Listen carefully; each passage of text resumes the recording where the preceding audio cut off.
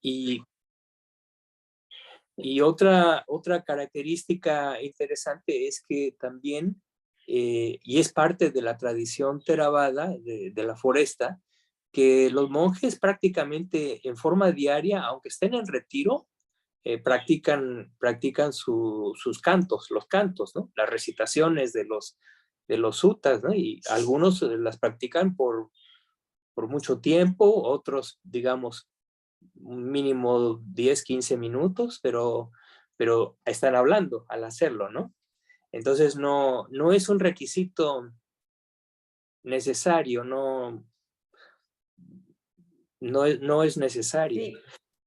Mm. Sí, en realidad en el Octuple Noble Sendeblo habla Ajá, de recto ese, lenguaje, ¿no? En ningún momento dice silencio. ese es un punto clave. Lo que acabas de mencionar da la clave de todo el asunto. No se requiere silencio absoluto, se requiere lenguaje correcto. Entonces, ese es el punto que es necesario para poder, uno de los requisitos para que se logre la iluminación, no el silencio absoluto, ¿no? Entonces, eso era. Luego hay un concepto que a lo mejor ustedes lo han oído o lo van a oír alguna vez, que se dice, bueno, en los monasterios Theravada se practica el noble silencio. El noble silencio, sí existe esa noción, pero el noble silencio no quiere decir que, que las personas no hablan.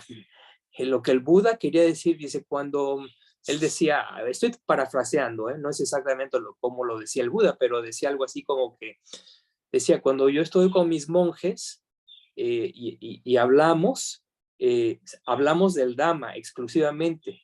O sea, la única comunicación es hablar del Dhamma. Dice. Y si no hay preguntas, si no hay Dhamma que discutir, entonces mis monjes permanecen en noble silencio. Pero el noble silencio es jhana. Eso es es el silencio, pero de la mente. Es decir, es la mente que no está proliferando. Es silencio mental, ¿sí? Entonces, eso es lo que decía el Buda acerca de sus monjes. Si no hablamos del Dhamma, entonces mis monjes permanecen en noble silencio. A veces esta frase es malinterpretada en algunos lugares y entonces lo malinterpretan en el sentido de que le piden a la gente que no hable, pero eso eso no es lo que quiere decir, ¿no? Son detalles interesantes, ¿no? Es interesante. Sí, y por ejemplo, en el retiro, esto que es un retiro muy largo, eh, eh, como ya lo he hecho muchos años, una de las cosas más importantes es mantener una rutina fija, un programa, ¿no? No se puede hacer un retiro largo así nada más, sin una estructura. Se requiere una estructura, ¿no? Entonces, la parte más importante es el horario.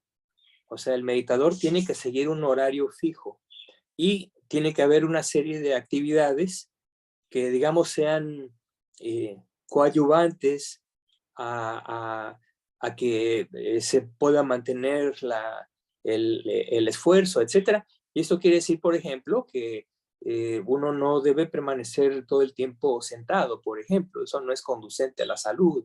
Es muy recomendable tomar 1 o 2 horas para hacer cierto ejercicio, y generalmente el ejercicio que se hace es caminatas largas, ¿no?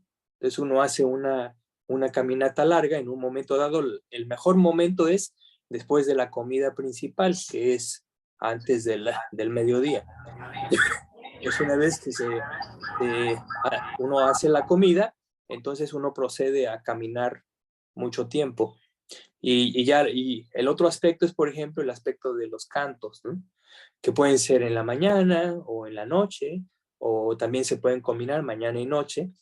Y finalmente, mi maestro siempre sugería que, por ejemplo, un retiro largo es muy conducente para estudiar algún aspecto del Canon Pali. Entonces, él recomendaba tomar alguna parte del Canon Pali y estudiarla exclusivamente, ¿no? Por ejemplo, en mi primer retiro estudié el Majjhima Nikaya, los discursos de orden intermedio, ¿no? De extensión intermedia, ¿no? Y entonces a lo largo de los años he ido pasando de una colección a otra, ¿no? Entonces, él recomendaba que el meditador no debe leer más de una hora. Una hora como límite, sí, es suficiente, ¿no? Entonces, también eso entra dentro de la disciplina de retiro, ¿no? Un tiempo de estudio, porque además el estudio es muy inspirador, ¿no? Porque estar todos los días muchas horas meditando eh, puede ser muy, muy difícil, ¿no? Es una cosa muy, muy, muy difícil. La mente, quiera uno o no, puede empezar a desesperarse, a perder paciencia, y siempre el contacto, por lo menos a través de la lectura, con las enseñanzas, resulta en algo muy, muy inspirador, ¿no? Entonces, es un buen aliciente para continuar, y por lo menos podríamos llamarlo es una diversión, en cierta forma, pero en el sentido no de entretenimiento, es una diversión para la mente, es decir, dirige la mente hacia otra cosa que Claro, no es necesariamente el exactamente. esfuerzo continuo, sino se divierte la mente en la lectura y en el estudio, ¿no? Y, y, y Claro, y en curiosamente, realidad para leer, sí, digo, para leer y entender hay que tener una cierta concentración, así que la lectura también es como anclarse un poco la mente en eso, ¿no? En el divague exactamente, uno mantiene la mental. mente anclada, aunque claro, ya no es en un objeto fijo, sino ya es en la lectura, pero es algo muy, muy renovador, ¿no? Otro aspecto es también entender uno mismo cuál es la cantidad de horas que debe uno dormir. Esto es diferente para cada meditador. No hay una regla general. Entonces, hay meditadores que están bien con 4 horas, otros necesitan 7. Mm, Entonces, yo lo que hago generalmente es empezar un poco laxo, en el sentido de iniciar el retiro durmiendo bastante. ¿Por qué? Porque al iniciar el retiro uno viene de toda clase de actividades mundanas, ¿no? Entonces hay un cierto como cansancio, ¿sí? Y cuando uno entra en reclusión, se siente ese cansancio. Entonces, también mi maestro, el Venerable Sona, recomendaba, si uno va a hacer un retiro largo, entonces, digamos, la primera semana duerman todo lo que quieran. Y después de esa semana, entonces ahora sí, ya que están bien descansados, el cuerpo está bien descansado, ahora sí empezar a recortar los tiempos de sueño, ¿no? Hasta llegar al óptimo. Entonces también eso se requiere una regulación, un periodo de ajuste, vamos a llamarle así, ¿no? Sí, no es una cosa así trivial, hay que irse con moderación, con cuidado, entendiendo el propio cuerpo, y también entendiendo que uno no puede ponerle límites muy estrictos a la mente en forma inicial, porque no va a funcionar, la mente va a reaccionar y va a empezar a buscar eh, alguna escapatoria, ¿no? Pero si uno lo hace en forma relajada, uno entra en forma relajada y gradual, entonces sí es posible, porque todo, como decimos, es gradual, todo es gradual, ¿no? Entonces, la ventaja de tener mucho tiempo es esa, que al tener muchísimo tiempo para un retiro, eh, uno puede hacer este tipo de estrategia que es muy adecuada, muy conveniente, y realmente hacerlo de forma muy gradual. Sí, son detalles. Bueno, lo que quisiera, de lo que vamos a hablar esta ocasión es ecuanimidad, la paramita de la ecuanimidad. Ustedes, tengo entendido, recibieron el texto. Es un texto que junté de diferentes fuentes. Hay definiciones del Abhidharma en ese texto, hay también un par de sutas, y está también el tratado acerca de las paramitas. Entonces es una mezcla ahí de fuentes que todas hablan del tema, ¿no? Hoy en la mañana estaba yo revisando el texto y por ejemplo, me di cuenta de que hay ciertas definiciones alternativas, ¿no? Por ejemplo, cuando se habla de la característica de la ecuanimidad, se dice en el texto que les di, dice que promueve el aspecto de neutralidad, o dicho de otra forma, otorga a la conciencia y sus factores mentales uniformidad neutral, ¿sí? Entonces, es una neutralidad afectiva. Entonces, la mente tiene esa característica de no moverse, por decirlo así, de no alterarse ante las sensaciones agradables o desagradables. Pero en la mañana busqué el mismo aspecto, la característica, y en el Vimuttimagga, que es un manual de meditación que yo considero que es el mejor manual de meditación que hay, es antiquísimo, tiene más de 2000 años, y ahí dice que la característica de la ecuanimidad es el no apego, simplemente el no apego. Entonces, y básicamente es simplemente otra forma de decir lo mismo, ¿sí? Cuando hay apego, el apego debe considerarse de dos formas. Con respecto al objeto es una adhesión, pero también es adhesión al rechazo del objeto, ¿sí? O sea, porque generalmente lo entendemos que es el apego a las cosas que queremos, que nos gustan, ¿no? Pero en un sentido amplio, que es este que estamos discutiendo de la ecuanimidad, el no apego es también la libertad respecto a la adhesión al rechazo de todas aquellas percepciones que causan una sensación desagradable. Entonces, en ese sentido es que el Vimuttimagga dice que la característica de la ecuanimidad es el no apego. Es muy interesante. Después, en cuanto a su función, en el texto que les di, dice que la función de la ecuanimidad es ver las cosas imparcialmente, previniendo la deficiencia o el exceso. Y en el Vimuttimagga dice que la ecuanimidad es el establecimiento de la igualdad. Así simplemente lo dice de esa forma, ¿no?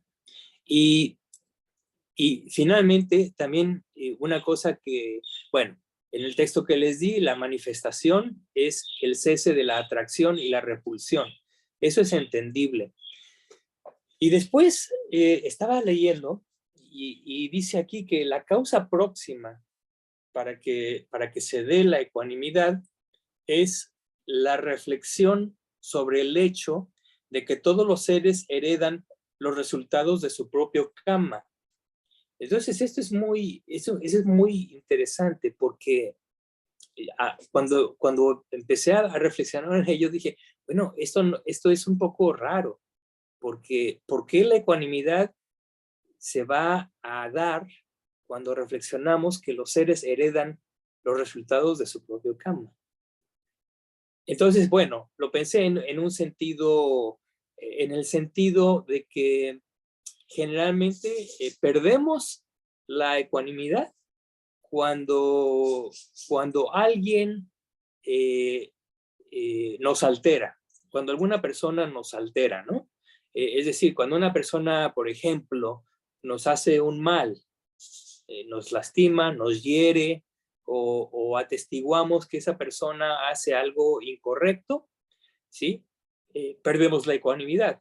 Pero por otro lado también consideren que está el otro lado de la moneda. También la persona puede hacer algo también muy agradable o puede ser algo muy tentador por parte de esa persona o etcétera, etcétera. Y también perdemos la ecuanimidad. Entonces, cuando esas cosas suceden, vamos a decir que en el caso de que alguien nos hace un mal, nos insulta, entonces una cosa que ayuda mucho es autocontrolarse, ¿sí? Al tiempo en que uno reflexiona que esa mala obra que ha hecho es un karma, precisamente, que hace esta persona y que yo no tengo por qué reaccionar o hacer nada con respecto a ese insulto, a esa mala acción. ¿Por qué? Porque el karma que hace esa persona, se hará cargo del resultado que le va a corresponder. Entonces, en ese sentido, al tener ese conocimiento, ya es un conocimiento muy profundo. Y de esa forma, entonces, uno ya queda, hay una especie como de conformidad con esa verdad, y entonces la mente se tranquiliza y se logra la ecuanimidad. ¿Sí? Ya no hay una alteración. Entonces se me hizo interesante, pero esa fue la primera, digamos, la primera reflexión, ¿no? Bueno, eso tiene cierto sentido, pero yendo más adelante y estudiando también en el Visuddhimagga, el texto puntualiza que la ecuanimidad, la verdadera ecuanimidad, surge cuando se establece la atención plena. Y esto sucede en forma culminante en la cuarta llana, ¿sí? En el cuarto estadio de concentración, que es el más elevado, ¿sí? Y más allá el texto dice, esto sucede cuando el meditador ve las desventajas de las otras 3 Brahma Viharas en la tercera llana. Es decir, las otras 3 Brahma Viharas son Metta, Karuna y Upekkha, es decir, el amor benevolente, la compasión y el goce altruista. A través de ellas uno puede lograr las llanas. ¿Qué llanas pueden lograrse? En cualquiera de ellas solamente hasta la tercera llana. ¿Por qué? Porque en la tercera llana aún estas Brahma Viharas tienen como componente mental la felicidad.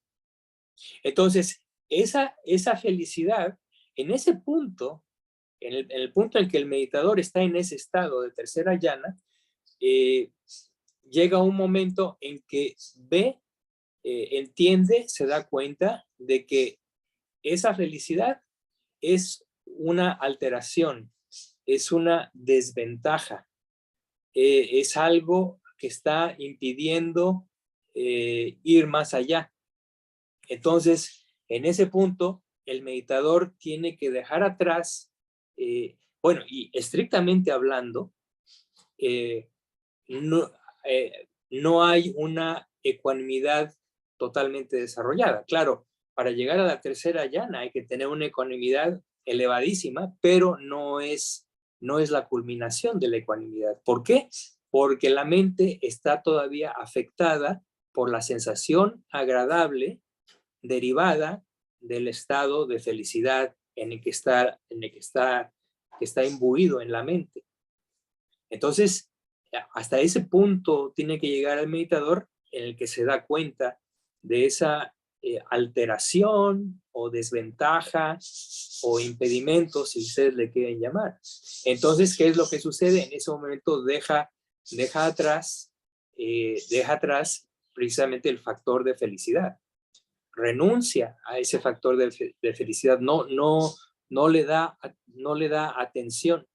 Entonces, en ese momento, cuando cesa la felicidad, la persona entra en la cuarta llana, y entonces, como ya no hay una sensación agradable, la cuarta llana tiene sensación neutra, no es ni agradable ni desagradable, entonces entra plenamente en el desarrollo de la ecuanimidad, ¿sí? Porque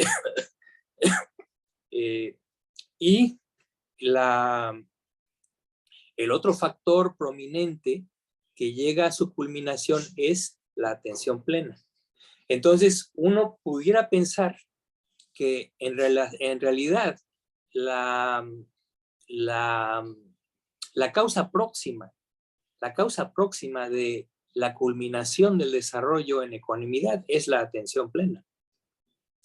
Es la atención plena, porque no se están causalmente relacionadas, íntimamente relacionadas, ¿sí? Cuando hay perfecta atención plena, hay perfecta ecuanimidad. Entonces, ahora, precisamente yendo a la definición original, cuando dice que la causa próxima es la reflexión sobre el hecho de que todos los seres heredan los resultados de su propia cama, eso implica que hay tal atención plena, ¿sí? Tal entendimiento y claridad del campo objetivo en cuanto a esa situación, porque recuerden que hay un punto muy importante. ¿Por qué da esa definición de causa próxima en relación a los seres que heredan los resultados de su cama? ¿Por qué? Porque las Brahma Viharas, incluida la ecuanimidad, tienen como objeto a los seres, ¿sí? Ese es el punto importante. O sea, el objeto principal en el amor benevolente, en la compasión, en el goce altruista y en la ecuanimidad son uno o más seres. Claro que ustedes saben muy bien que cuando uno desarrolla meta, por ejemplo, uno siempre concluye meta con todos los seres abarcando esa irradiación emocional hacia todos los seres en todo el universo o en todos los universos, si ustedes quieren. Entonces, el objeto son los seres. Y por eso el texto da esa definición tan peculiar, ¿sí? En fin, son puntos interesantes, muy, muy interesantes. Bien, ahora, no estoy leyendo el texto, no estoy directamente atendiendo al texto, porque ya lo tienen ustedes, entonces no es necesario que lo vuelva yo a releer, pero ahora quisiera hacer otro comentario. Hay una cosa que no incluí en el texto, es un aspecto muy interesante. En la cultura budista, esto no es algo que el Buda haya dicho, pero es algo que es parte de la cultura budista, Theravada, y creo que esta idea se origina en Sri Lanka, si no me equivoco, pero es algo así como algo que a través de las generaciones ha sido tradicional para explicar las Brahmas Viharas, las moradas de Brahma, las emociones sublimes. Y puesto que la ecuanimidad es lo que estamos estudiando, pues es relevante. Y esta descripción tradicional, pues es relevante. Y consiste en pensar que estas Brahma Viharas se desarrollan, todas ellas se desarrollan cuando uno considera la maternidad, ¿sí? En el sentido de que cuando una madre está encinta y se da cuenta de que va a tener un hijo o una hija, entonces cuando lo sabe, inmediatamente la madre desarrolla, por decirlo así, desarrolla meta, en el sentido de que irradia amor hacia ese ser pero en una forma indiscriminada. Es decir, la madre aún no sabe si va a ser un niño o una niña, o si va a tener todas sus facultades, o si va a carecer de las facultades, o si van a ser sano, o si van a ser enfermos. Eso es completamente irrelevante. Entonces, en ese sentido, es un amor muy puro e incondicional. Entonces, eso se asemeja muchísimo a Meta, de acuerdo con esta descripción. Después dice la historia que cuando la madre da a luz, entonces ese momento cambia, el estado mental de la madre cambia hacia la compasión, en el sentido de que la madre, en ese momento en el que da a luz, a partir de ese momento, entonces hace todo esfuerzo posible por eliminar las incomodidades, el dolor y el sufrimiento de esa criatura que acaba de nacer. Entonces, aplica, ahora, recuerden que la compasión se practica en forma pasiva, es decir, solamente mentalmente, pero también el estado mental nos puede mover a actuar verbalmente o físicamente, ¿sí? Para ejercer esa compasión, para que se manifieste, ¿no? Verbal y físicamente. Entonces, y eso es lo que hace la madre precisamente, ¿no? Constantemente está viendo hacia ese niño con una actitud compasiva. Entonces, de esa forma desarrolla la segunda Brahma Vihara. Luego, dice la historia, una vez que el niño se desarrolla, ¿sí? va creciendo, va a la escuela, y entonces, digamos que a medida que tiene su desarrollo en la vida, el niño experimenta toda serie de eventos, sucesos, y digamos que en la escuela, cuando obtiene buenas calificaciones, entonces la madre se regocija en las buenas acciones de su niño, o si ve que el niño está jugando con sus amigos y está sumamente divertido, en la madre surge el estado de mudita, ¿sí? El goce altruista, es decir, el goce y felicidad de que su hijo está disfrutando, ya sea de una situación placentera, agradable, o la madre disfruta cuando el niño, y claro, puede ser más adelante también el adulto, hace cosas buenas, hace cosas meritorias. La madre, cuando atestigua eso, la embarga una emoción profunda, muy fuerte, que es parecidísima a mudita, ¿sí? Entonces se regocija en esa buena fortuna de su propio hijo, ¿no? Y finalmente, dice la historia, que cuando ese niño o niña crece, se desarrolla, llega al estado adulto, y tradicionalmente, pues esa persona, digamos, se casaría o tendría que ir a desarrollar algún trabajo, probablemente en otra localidad. Thank you. Probablemente en otra localidad, entonces, pero típicamente se espera que la persona se case, ¿no? Entonces, cuando se casa, sale de la casa y dice, en lugar de que los padres se entristecieran por el hecho de que el hijo o la hija se va de casa, en ese momento la madre debe desarrollar ecuanimidad, ¿sí? Es decir, no acongojarse, no entristecerse, ¿sí? Mantener ese balance mental, ¿sí? Porque entiende, porque está el entendimiento de que esa persona, su hijo, su hija, tiene que hacer su propia vida, tiene que tornarse independiente, tiene que cortar el cordón umbilical, vamos a decirlo así, y tiene que hacer su propia vida. Entonces ese es el momento en que la madre desarrolla ecuanimidad.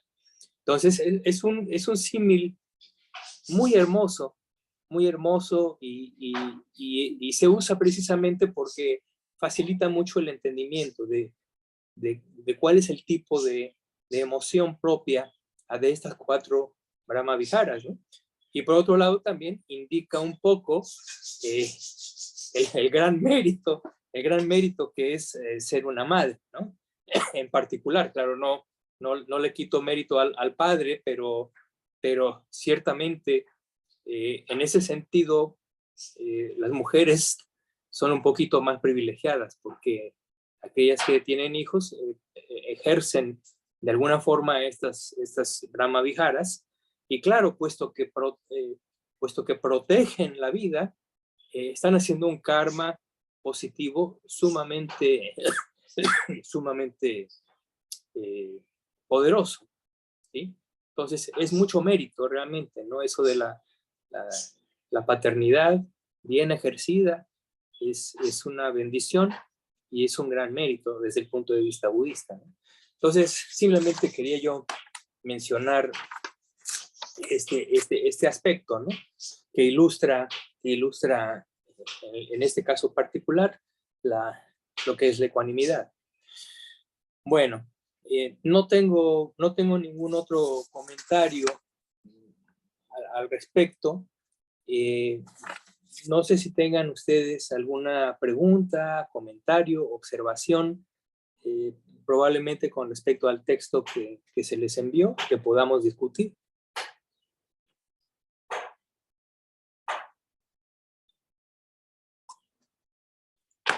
¿Cómo se debe cultivar la ecuanimidad? Bueno,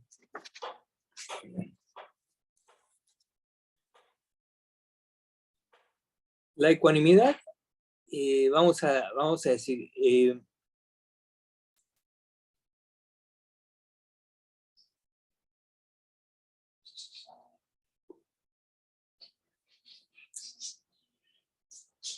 creo que hay dos sentidos en el que uno considera la práctica de la ecuanimidad. Cuando uno como meditador debe aspirar, ya sea en esta vida o en una vida futura, aspirar a lograr las llanas, y sobre todo la cuarta llana, porque esa es la culminación de la práctica de la ecuanimidad. Entonces, la forma de hacerlo, digamos, en forma estricta, en la forma más predominante es a través de la meditación, a través del desarrollo de concentración. Porque recuerden que cuando uno desarrolla concentración, no es solamente concentración. La concentración no puede ser desarrollada si no hay atención plena. Entonces, atención y concentración son los dos aspectos primordiales. Y acabamos de discutir hace un momento que precisamente la causa próxima de la ecuanimidad es la atención plena.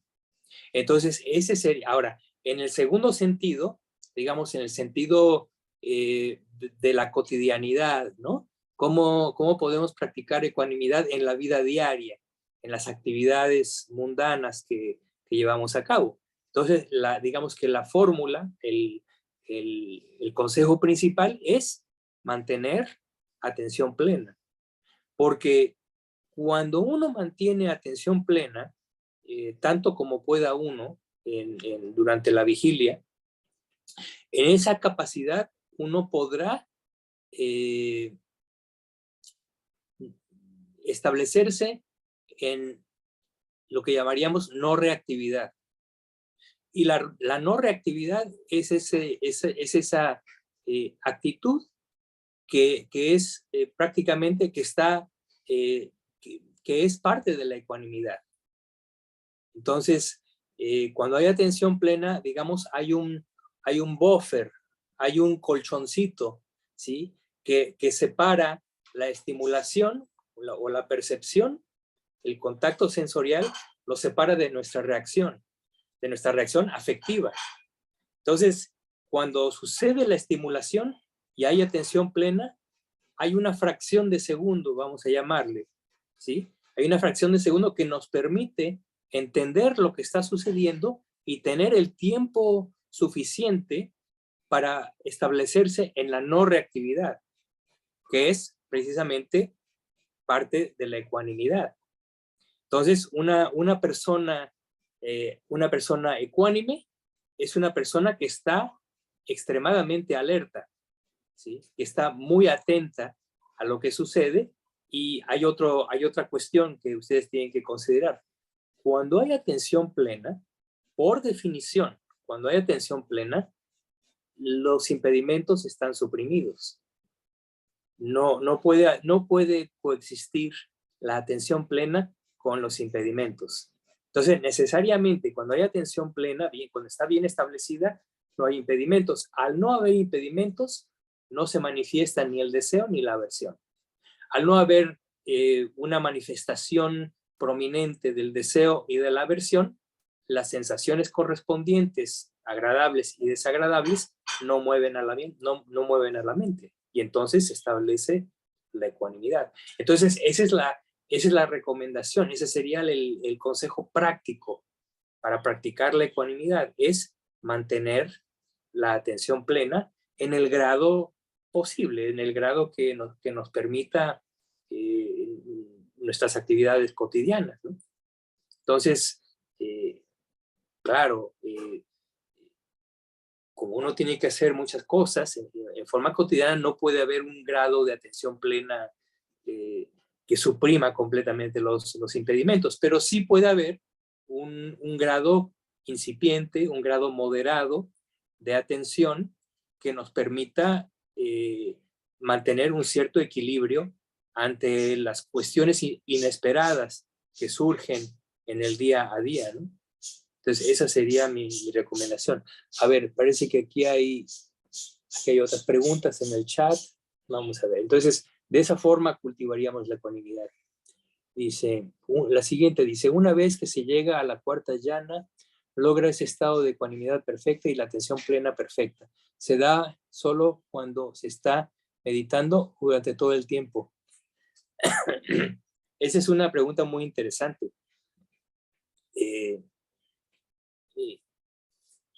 Puede ser, para algunos meditadores, eso sucede solamente mientras están en ese estado. Pero hay meditadores con una capacidad tremenda y los mismos arahants, los individuos totalmente perfeccionados, completamente iluminados, pueden mantener la cuarta llana, digamos, por periodos muy largos de tiempo, ¿sí? Entonces, cuando se logra esa cuarta llana, las posibilidades se abren, las posibilidades son increíbles, ¿no? Pero es una cosa muy, muy difícil de lograr, ¿no? Muy difícil de lograr. Hay que pensarlo en el sentido, ¿no? Uno piensa en la cuarta llana, bueno, es un logro tremendo, es un logro gigantesco, si uno lo piensa bien. Y claro, todo meditador debe aspirar a eso, por supuesto, pero también hay que ser realista. Hay que entender que muchos de nosotros probablemente en esta vida no nos será posible acceder o dominar la cuarta llana. ¿Por qué? Porque es una cuestión también que depende de nuestro historial kármico.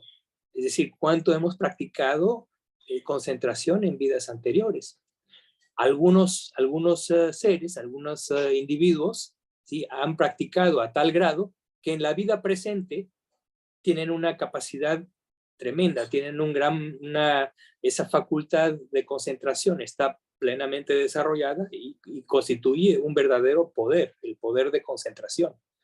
Entonces pueden mantenerlo tantas veces como quieran, pueden repetirlo tantas veces como quieran o pueden mantenerse en él el tiempo que quieran, ¿no?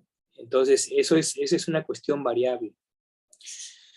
Luego, dice la siguiente, por favor, el concepto de neutralidad en la ecuanimidad no debe confundirse con la sensación neutra, vedana, el cual es un factor mental universal éticamente variable. Sí, entonces no confundir ecuanimidad con sensación neutra. La sensación es un agregado particular que llamamos el agregado de la sensación. Recuerdan los 5 agregados, ¿no? Es lo que, los 5 agregados es lo que compone al ente psicofísico, que llamamos yo.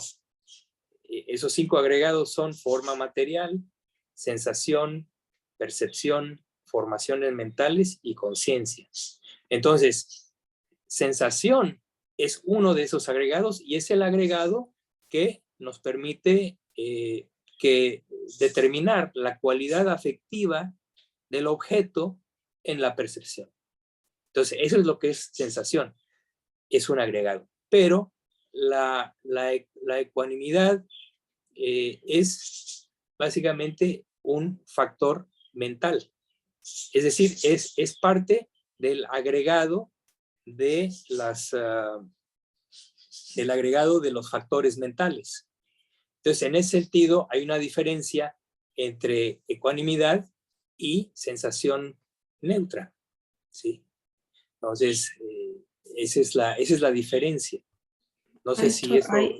Sí, ahí lo que quiero es que no me llega, no logro entender todavía el concepto de neutralidad.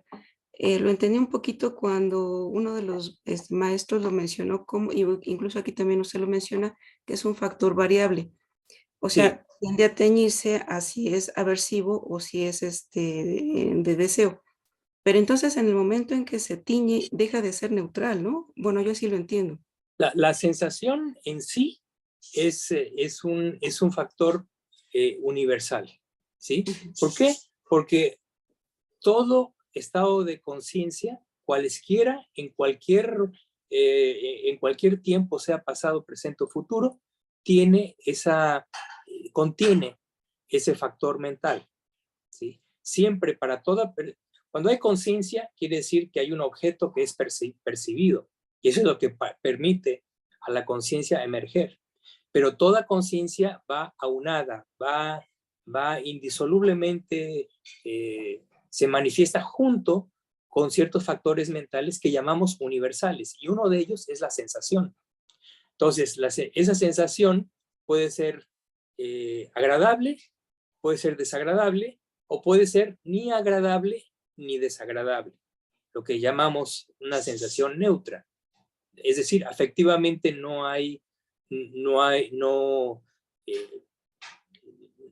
tiene ese cariz, no tiene el cariz del agradable y del desagradable, que digamos que podemos decir que son extremos. La sensación neutra va en medio, por decirlo así.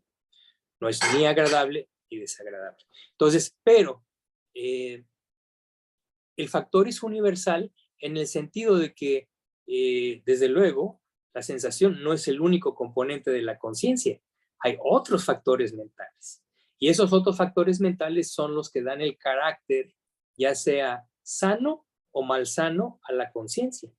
Entonces puede haber estados de conciencia que son agradables y son sanos. Pero también puede haber estados de conciencia que son agradables y son malsanos. Y lo mismo con la sensación desagradable. Puede haber una sensación agradable en la conciencia, pero es una conciencia sana. Y por otro lado, puede haber una sensación también desagradable, pero también en una conciencia malsana. Entonces, el carácter ético no lo establece la sensación en sí, lo establecen los demás componentes que conforman ese estado particular de conciencia. ¿Sí? ¿Sí se entiende? A ver, entonces sí, o sea, deja de ser neutral en el momento que entra otro de los factores, ¿no? No, ¿No? puede ser, la sensación puede mantenerse neutral. Y nuevamente, esa es la tercera posibilidad. Tú puedes tener una sensación neutral en un estado de conciencia particular, y ese estado de conciencia es malsano. Malsano y neutral la sensación. Esa parte Pero es la que también no puede entiendo. ser malsano y neutral. Se Esa puede ser parte no. sano y puede ser malsano, y en ambos casos la sensación es neutral, pero son dos estados de conciencia diferentes, obviamente, ¿no? Eso, o sea, son separados, son diferentes, pero están juntos. Ok. Sí, lo que está junto siempre a la conciencia es el agregado de la sensación. Ok. Eso sí, no no, es indisoluble. Es una, recuerden, a lo mejor ustedes saben o lo tienen presente, en originación dependiente, en la secuencia causal de originación dependiente, se dice que teniendo a la conciencia como condición, surge la mente materia, ¿sí? Y viceversa, teniendo a la mente materia como condición, surge la conciencia. Entonces, hay una relación causal entre conciencia y mente materia. Pero mente materia, ¿qué cosa es? Mente materia es la forma material, como lo dice el nombre, y la mente, ¿qué es lo que contiene esa mente? Esa mente lo que contiene son los agregados de sensación, percepción, volición y atención. Entonces, si uno simplemente considera en forma aislada la sensación y la conciencia, están relacionados causalmente. Y hay una relación biunívoco recíproca. Dependiendo de la conciencia surge la sensación, pero también dependiendo de la sensación surge la conciencia.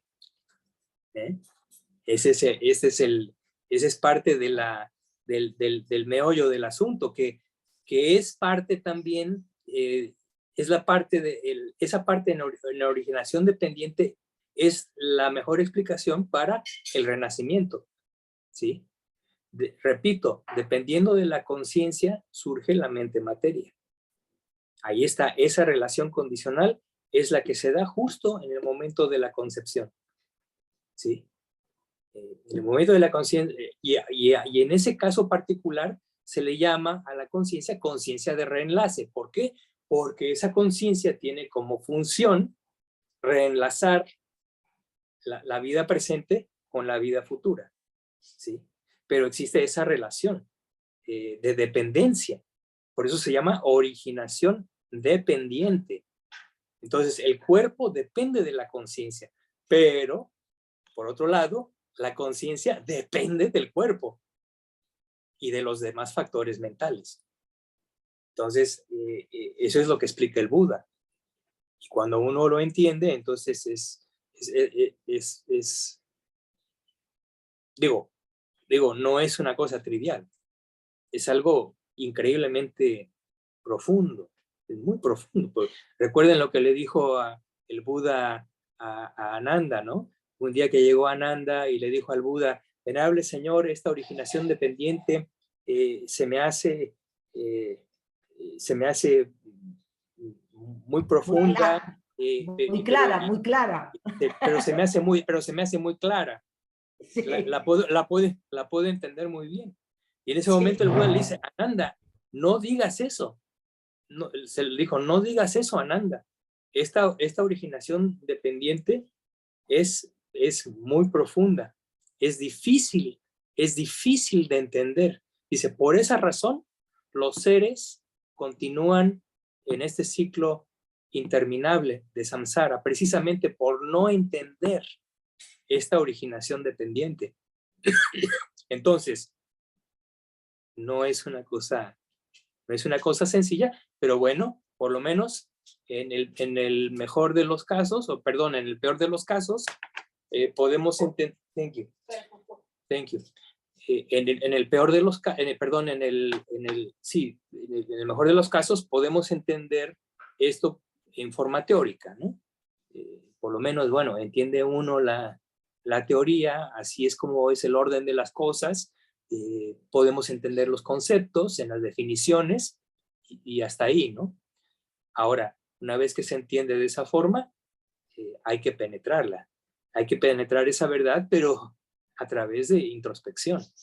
Eso ya es una cosa muy diferente, muy diferente. Maestro, sí. Una pequeñita cosa nada más para completar sí. Entonces, gracias a que están ahí mismo, o sea, los factores, tenemos la capacidad entonces, gracias a la atención, de decidir si regreso al estado neutral y después al estado de ecuanimidad. ¿Es así? Bueno, en el caso en que estás dirigiendo la mente, que tienes la capacidad de dirigir la mente, puedes hacer una cosa así. Pero hay que entender que las sensaciones básicamente es algo que se genera como resultante kármica. Ujú. Lo que sentimos es, recuerden que karma, decía el Buda, karma es volición, ¿sí? Y finalmente termina o finalmente incide o tiene su resultante en la sensación. Entonces básicamente, lo que experimentamos afectivamente está altamente, aunque no exclusivamente, pero sí altamente determinado por nuestro karma anterior. Entonces, no es que no podemos tener un control de las sensaciones que experimentamos. El control es limitado, ¿no? Por ejemplo, claro, yo puedo, por ejemplo, poner el aparato de sonido y escuchar música. Y la música es una sensación auditiva agradable y entonces se va a generar la sensación agradable. Hasta ese punto hay un control, pero la capacidad para poder ejercer ese control relativo y experimentar en un momento dado la sensación agradable es una cuestión kármica. Lo puedo hacer porque el karma me lo permite. Piensen ustedes en un ser infernal, en el infierno. El ser infernal no puede poner su aparato de música y oír una música agradable, una sinfonía. ¿Por qué? Porque está en el infierno. Entonces, es imposible, bajo ese estado, que se pueda generar una sensación agradable. Básicamente, en el infierno se caracteriza porque precisamente el agregado de Vedana o de sensación es predominantemente desagradable. La sensación es desagradable. Entonces, no existe un control, no, mucho menos para un ser infernal. Para un ser humano ordinario hay un control relativo de la sensación, pero digamos que en su mayoría es una cuestión, es una resultante kármica.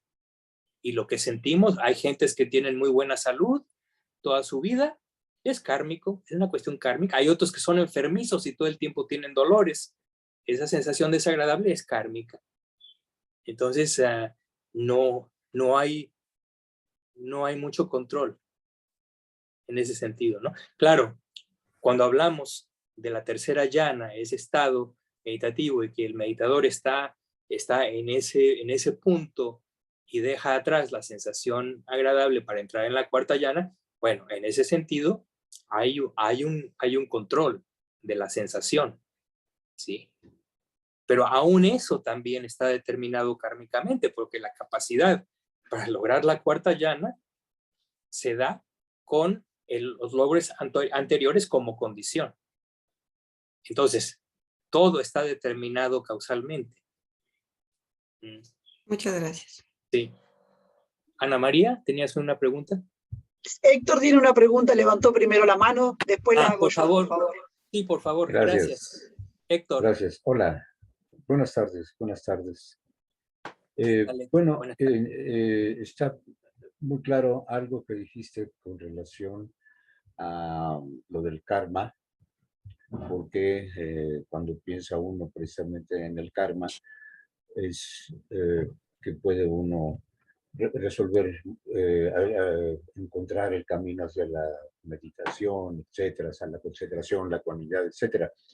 Y que ponías el ejemplo de que, por ejemplo, de que si alguien ofende a uno o es injusto, vamos al punto más específico, es injusto con uno, bueno, sabemos perfectamente todo lo que el Buda nos ha dicho al respecto. Vamos a ahorrarnos todo eso, es bien sabido. Pero el punto es, ¿qué pasa cuando la injusticia se comete contra otra persona? ¿Sí? Y no necesariamente los allegados a uno, que se puede explicar muy bien eso, y también tal vez entraría en el karma, sino a otra persona que no tiene una relación de parentesco, de familiaridad contigo, y en un caso muy concreto ahorita yo te diría a un maestro, y más concretamente a un maestro budista. Sí, Entonces, nada más para darte el tiempo, es lo que se ha oído y se ha dicho por los filósofos es, por ejemplo, si eres neutral en situaciones de injusticia, cuando está dándose en unas personas como las que te menciono, quiere decir que has elegido el lado del opresor. sí, que ¿Sí? está uno condonando, Está condonándolas. uno o es cómplice. Y luego Sí, por ahí alguien dijo también algo, aquí lo voy a leer, vivimos en un tiempo en donde el inteligente se tiene que quedar callado para que el ignorante no se ofenda, ¿sí? Y decía Martin Luther King también que no le preocupaba el grito de los violentos, etcétera, deshonestos y demás, sino el silencio de los buenos, y volvemos al mismo punto claro. ante la injusticia que se esté cometiendo con alguien. Sí, Y ese yo es un punto. concretizo para darte ya la palabra, y no, me he enfrentado a una situación en que se ha cometido una injusticia, una falta muy grave en contra de un queridísimo maestro que todos conocemos, al atribuirle declaraciones que nunca dijo y diciendo que son contrarias precisamente al budismo Theravada. Esto me atrajo a una serie de problemas con el grupo en donde empecé a explicar esto, previa consulta con el grupo, con los allegados a este maestro. Y bueno, en este caso, ¿qué puedes recomendar? Porque ahorita Mira, el malo de la película eres tú, estoy eres tú. acabando siendo yo, cuando Sí, sí, sí, otros dijeron sí, mentiras, sí. defendieron al que habló mal del maestro, Ajá, sí, sí, sí. habiéndose yo lo probado con el video, dijo el maestro, no dijo esto ni las demás. Sí, sí, sí. ¿Cuál Es- es tu comentario al respecto? Mira, mi comentario es esto. Eso es un caso muy interesante porque ejemplifica un aspecto de los preceptos, que es fundamental. Generalmente cuando nosotros se nos enseñan los preceptos y sabemos que practicamos los preceptos, pero parte de la práctica de los preceptos, digamos, tiene ese nivel que tú acabas de mencionar, en el sentido de que uno sigue los preceptos de uno no mata, uno no roba, uno no comete acciones sexuales incorrectas, uno no miente, uno no se intoxica, ¿no? Hasta ahí, pero eso no es todo, ¿sí? Uno no hace eso, ni provoca que otros hagan eso. Y tercero, que es importantísimo, uno no condona en otros ese comportamiento. Entonces, si alguien está mintiendo o si alguien Claro, claro. está dando un testimonio que no es ni exacto o no es verdadero, entonces uno que practica los preceptos tiene que de alguna forma manifestar y tratar de corregir esa situación. Es exactamente lo que tú hiciste. Tú lo único que estás haciendo es, en un sentido Y final, con argumentos y elementos. seguir los preceptos. Tú estás siguiendo el precepto de mantener la veracidad, ¿no? Ahora, también, por otra parte, pero esto ya es práctica tuya. Tu práctica consiste, como practicante, tú no debes apegarte al resultado de tu intervención.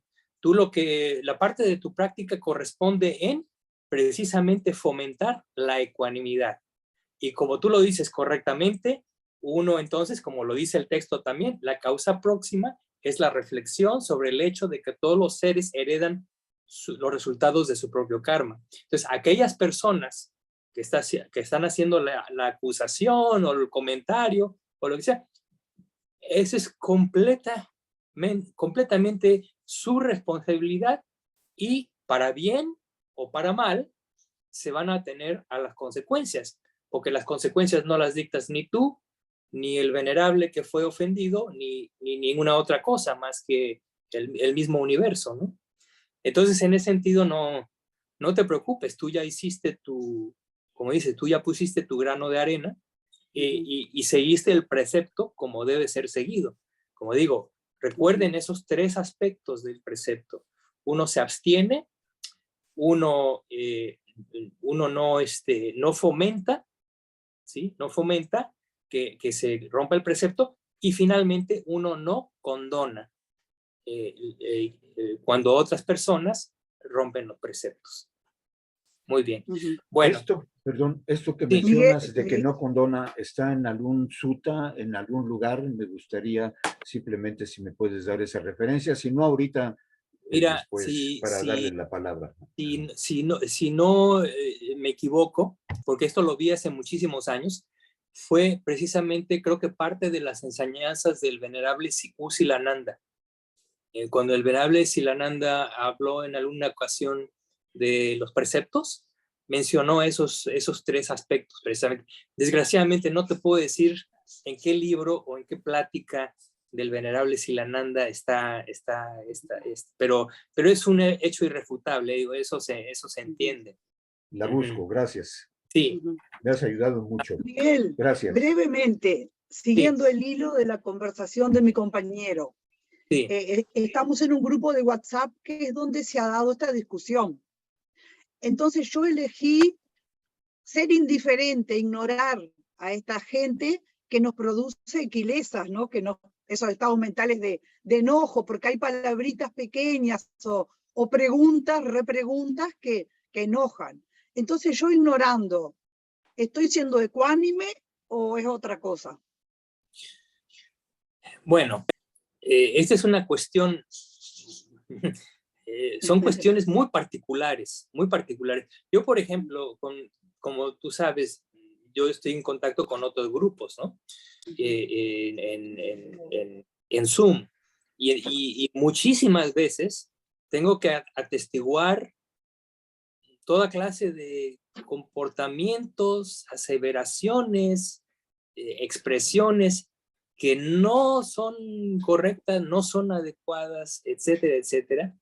Y hay algunas veces en que se tiene que hacer una indicación, pero también hay otras veces en las que uno tiene que ser paciente y tolerante y efectivamente generar ecuanimidad en ese momento, ¿no? Y al final de cuentas, lo que determina nuestra forma de reaccionar es el grado de sabiduría que tengamos. Y no hay más que decir, porque no podemos generalizar todos los casos. Cada caso es particular, ¿no?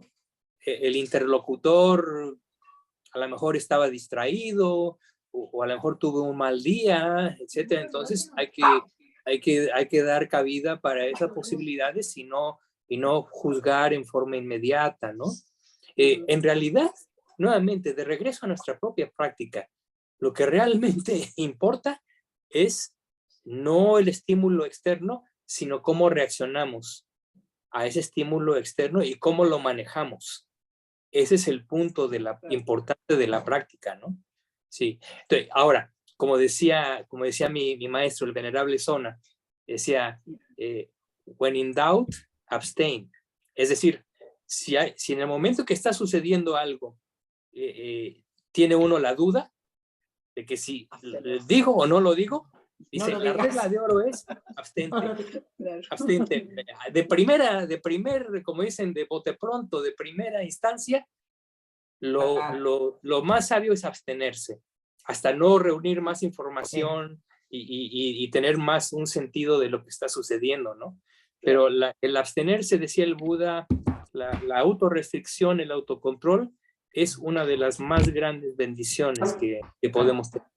Gracias, Miguel. Gracias. Bien. Soledad. Miguel, yo chiquitito nada más. Miguel, con respecto a todo, ¿no? Que viene, en realidad yo interpreto, a ver si estoy bien, que en realidad la sensación es un agregado, y somos 5 agregados, y la sensación siempre va a surgir, siempre. Y va a ser, el tono puede ser agradable o desagradable, Ahora, la ecuanimidad, justamente cuando está, no es la que hace que nosotros no nos apeguemos ni Claro, rechacemos, o sea, exactamente. es eso, ¿no? El no Ahora apego, sí. el no apego es la, digamos, el no apego es la expresión más alta de la ecuanimidad. Exactamente. O más Entonces, bien se da la ecuanimidad cuando existe el no apego.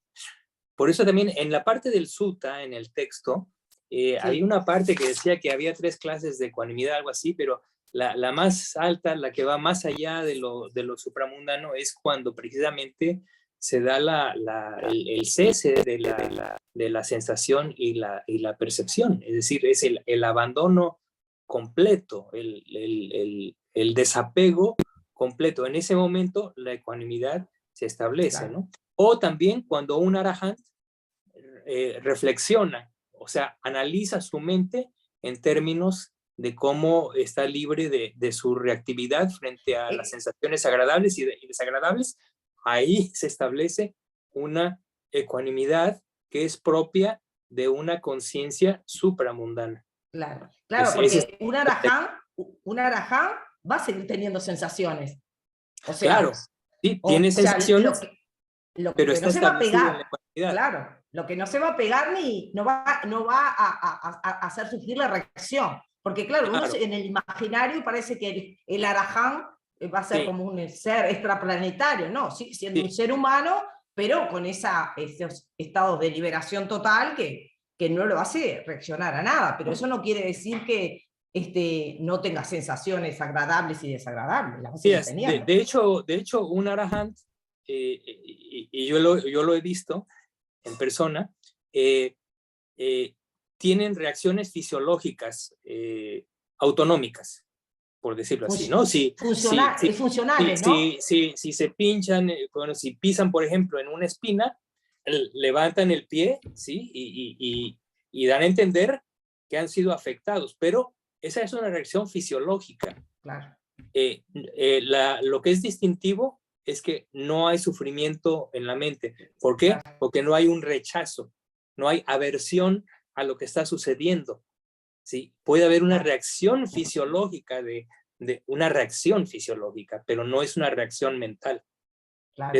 Eso es muy, muy interesante. ¿Sí? Claro, incluso yo no me acuerdo de quién yo leí, que se supone que es un araján, que incluso él explicaba que igual él, porque tenía como unas reacciones de carácter medio brusco, era. Sí, claro. Claro, y uno decía, pero ¿cómo puede ser si este hombre es, bueno, un araján que sea así? Dice, no, lo que pasa es que ese es mi carácter. O sea, Sí. como que, ¿no? Su temperamento va a seguir siendo ese, ¿no? Exactamente. Sí, es una cuestión kármica. Claro. Hay muchísimos ejemplos en el canon. Por ejemplo, hay un ejemplo muy sobresaliente de un monje en el tiempo del Buda que se convierte en arahant, se torna en arahant, pero él venía de una tradición a través de cientos de vidas pasadas, de un gran número de vidas pasadas, había renacido muchísimas veces dentro del seno de los brahmanes. Entonces era un brahman de alta casta siempre, y eso le daba una cierta, en muchísimas vidas, desarrolló conciencia de esa conciencia de clase que le daba a su carácter una cierta prepotencia. Entonces, en aquel tiempo en la India solían llamar a los sirvientes, ¿no? Con nombres un poquito despectivos. Ahora, cuando esta persona renace en su última vida, se torna en un arahant, lleva la inercia de llamar siempre a todas las personas, oye tú, fulano, ¿no? En forma brusca y no muy respetuosa, pero es un aspecto, digamos, de inercia, de hábito inercial que ya en ese momento no constituye un karma. Es decir, ya no tiene un carácter, su acción no tiene ya un carácter moral. La acción se ejerce, pero no tiene carácter moral. No es ni buena ni mala, porque es una acción por parte de un arahant, que es el resultado kármico una costumbre. Ujú. La intención ya no la tiene. Exactamente, la intención ya no la tiene, aunque se manifiesta Claro. de esa forma. Entonces, Exactamente. y por esa razón hay que tener cuidado a veces con los arahants, porque muchas veces también la gente ve cosas así y piensa, no, ese no es un arahant. Entonces se tornan irrespetuosos, porque consideran que todavía está inmaduro, todavía, y pueden estar sumamente equivocados. Y si piensan de esa forma, están haciendo un karma terriblemente malo, que puede tener consecuencias graves en la siguiente vida, ¿no? Entonces, por esa razón, frente a todo monástico, ya sea monje o monja, lo más recomendable es siempre mantener una actitud de mucho respeto, de mucha cautela. Sí, porque es peligroso inclusive, ¿eh? Sí. Sí. Bueno, ahora sí que nos Miguel. excedimos un poquito de tiempo, pero no hay problema. Me dio mucho gusto, como siempre, charlar con ustedes y pues si el karma lo permite, nos veremos nuevamente a principios de febrero del año que entra. Aprovecho entonces para desearles a todos lo mejor, mucha salud, Gracias. mucha paz, mucho progreso espiritual, sobre todo. También los invito a que hagan esfuerzo, ¿no? Hagan esfuerzo, practiquen, desarrollen las paramitas, ¿sí? Y bueno, es todo lo que puedo decir. Gracias, Miguel. Gracias, Que esté bien gracias también. Miguel. Que estén muy bien. Gracias. Un abrazo. Muy buen Igual, retiro, los muy buen mejores retiro, deseos. Miguel. Gracias, gracias. Ujú, Buen retiro. ujú. Los mejores Chao, deseos. compás. Hasta luego, Chao. compañeras, Que estén compañeros. bien. Chao, Que chao. estén muy bien. Hasta Gracias. luego, Ana María. Nos vemos. Hasta luego, Ivette.